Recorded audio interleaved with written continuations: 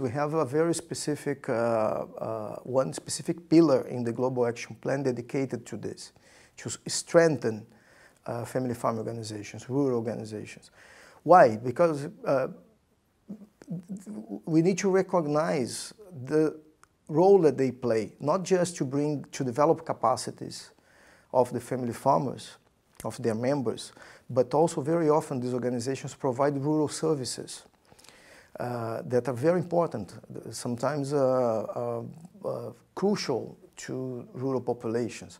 So very often you have cooperative credit, sometimes organizations provide health care, sometimes provide child care for the women to be able to work, sometimes provide formal and informal education to the membership.